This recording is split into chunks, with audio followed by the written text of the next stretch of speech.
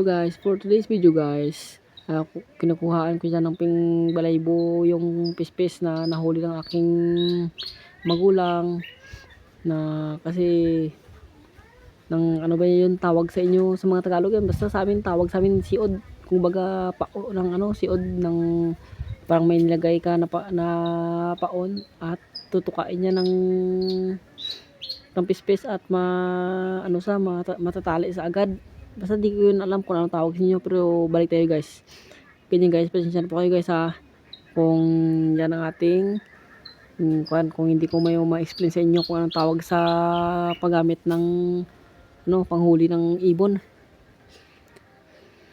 Pasensya na kayo guys sa aking pagbibideo guys, kasi mukhang di maganda, pero di bale, baka sa susunod ko na video gandahin ko pa. Hihihihi. Pasensya guys, kasi ngayon lang po ako naka-vlog ngayon sa Facebook at YouTube channel ko.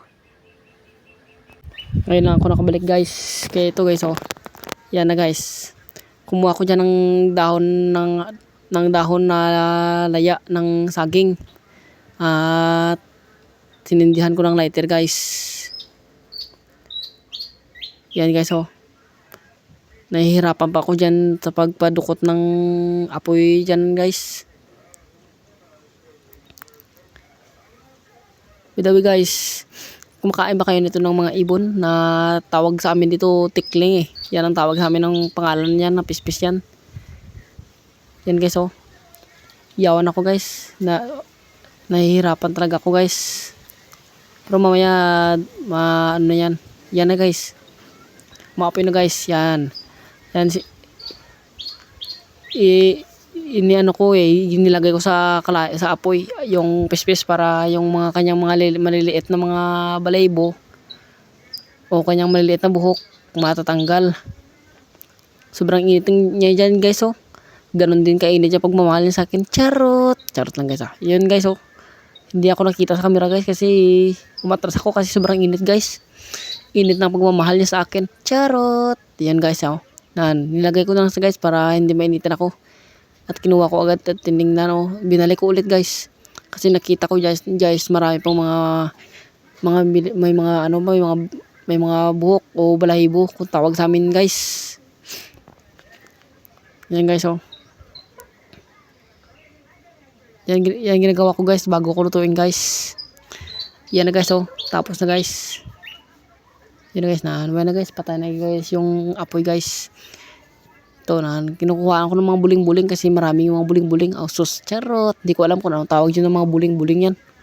Basta yan ang tawag ko sa amin, buling-buling. Kasi Ilonggo naman ako talaga, hindi na ako Tagalog kasi ganyan talaga, hindi ako marunong mag-Tagalog. Iba kong sinasabi, may Yan guys, oh. Hindi nyo mas maganda yung aking pagbibideo yan guys. Shout out na sa aking cameraman. Sa susunod na pagbibideo mo, gagandahin mo pa. Charot. Yan guys, oh. Nililinisan ko na siya guys. Hindi ko dyan napakita guys na pagkuha ko ng tubig guys. Yan guys, oh. Nalinisin natin yan guys na mabuti guys. Para matanggal lahat ng mga maliliit na mga balahibo o buhok guys. Tumatawa-tawa pa ako dyan guys, oh. Kasi parang nahihiya ako kay mama kasi nakatingin dyan si mama guys eh. Nahihiya ako, parang natutunaw ako sa kanyang pagmamahal. Charot! Ahahay, charot lang guys. Balik tayo sa vlog to guys. Ayun na guys, oh. Kinukuhaan ko guys. At pinaglilinis ko yan ng mabuti yan guys. Para pag naluto guys, masarap lutuin niya guys. Actually guys, dapat lalagay pa natin yan guys, mamaya guys. Ipakita natin guys, mamaya guys. Nilinisan ko ng mabuti kasi mahirap na makain yung kanyang buhok o kanyang balahibo o ano ba diyan tawag sa inyo diyan, oh. Kinukuhaan ako ng mga buling-buling diyan o anong tawag sa inyo ng mga buling-buling sa inyo sa Tagalog. Basta ganyan talaga sinasabi ko guys, hindi ako marunong mag-Tagalog mayo guys. Intindihin nyo na aking pananalita ha. May Ilonggo na kalakot eh. Sus, ah. Hindi kasi ako marunong mag-Tagalog guys eh. Basta ipakita ko sa inyo guys, sa ganyan guys, nililinis ko guys. Hindi ako marunong yan magluto guys. Nagpaturo lang ako dyan sa aking papa. Kasi si Papa magaling daw magluto ng adobo ng mga spicy yan guys. Tapos ko naugasan guys. Yan guys, si Mama nandiyan pa sa akin likuran kukuha ko ng tubig, naunahan niya ako. Pero okay lang guys maghintay na tayo guys. Yan guys, si Mama siya na muna kaya kumuha na ako sa balde. Yan guys, hindi ko na guys makita ninugasan guys kasi sobrang hindi ko na pakita yung ng paghugas guys kasi alam nyo naman ang hirap parang tawag ba dito parang mahaba yung ating pagbibideo pag ipakita ko pa sa inyo. Ayan na guys, balik tayo guys. Ayan na guys, si Mama dumaan pa sa aking tagiliran guys. Actually guys, GF ko to, girlfriend ko to yung nagbibideo sa akin to guys. Parang tinatamad pang pag-video parang hindi ako nasusuportahan. Charot! Yan guys, kukunin natin dyan guys ang kanyang nilalabasan ng tae niya guys. Kasi hindi yun pwede madala sa pagluluto yan guys.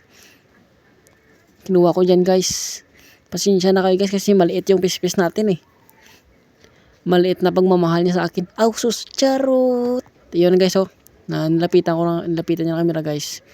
Yan guys. Uy, nahulog pa. Yan guys, sinugasan ko na guys. Yan guys, kinukuha ko pa guys. Ginaganyan-ganyan ko kasi para sobrang linis. Parang secure tayo sa ating lulutuin. Baka may bakterya. Charot. Pero malinis naman yan guys Hindi ko naman hinihiluan kasi kakamirin yan, kakain yan Alam nyo guys, ang sarap niyan guys. Ang sarap niyan ng tikling.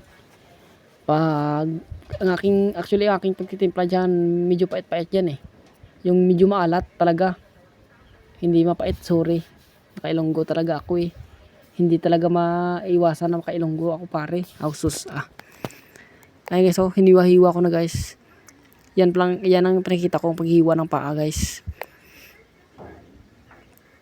Tingnan nyo guys Dapat sabi doon ni Mama pag ready ka na mag-asawa guys, dapat marunong ka mag-ihaw ng mga pispis guard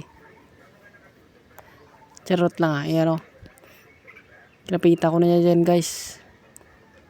Hindi pa kita yung magputol guys. Yan. Tingnan yung buti guys. Hindi ako dyan marunong guys Kung baga sa aming mga Ilonggo, nagmatumato lang ko dasang pag guys pag chop guys. Nililiit nagtabog pa guys. Pumunta pa malapit sa camera.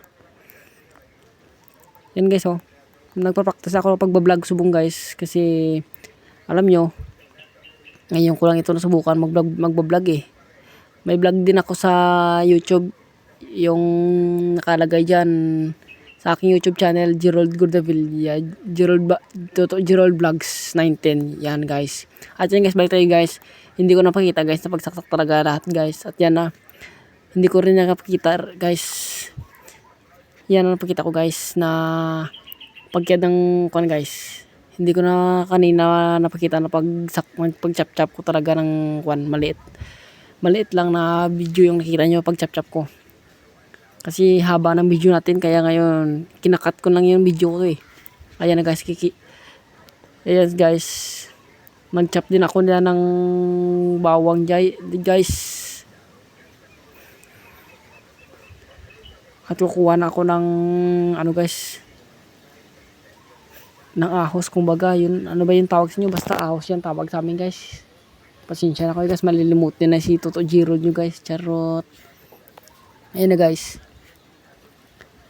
Dinunot ko guys para guys sinano ko ng kutsilyo.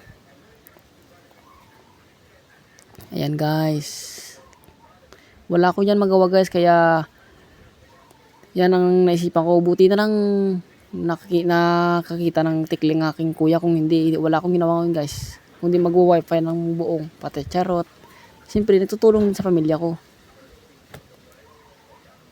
Yan guys kinuha na ko ng balat guys. Yan guys, kinihad ko na yan guys. Yan guys, kinayad ko na guys, hindi ko na yan pinamaliit guys Linaki-laki ko na lang kasi mas mabuti yung lakihin lang sa maliit kasi kung maliit din yung pagmamahal siya sa kanya. Charot! Siyempre malaki yung pagmamahal ko sa kanya. Charot! Ay, hindi yun charot, totoo yun.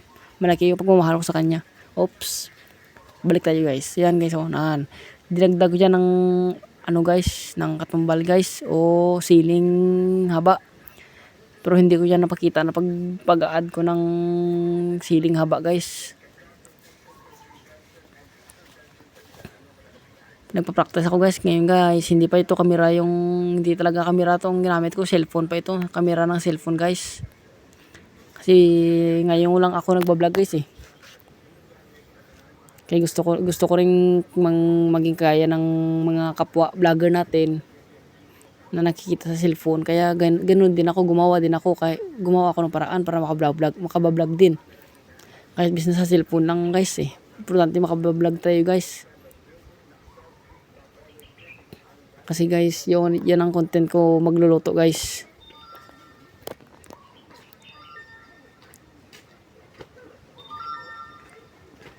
Ayan na guys, naglagay ako dyan ng toyo. Madilim guys kasi hindi ko nalagyan ng flashlight kasi nag-aarte dyan ang aking OA na aking cellphone guys, charot. Ito yan guys, nalagyan ko dyan guys mantika guys na toyo. Mantika tawag sa amin guys.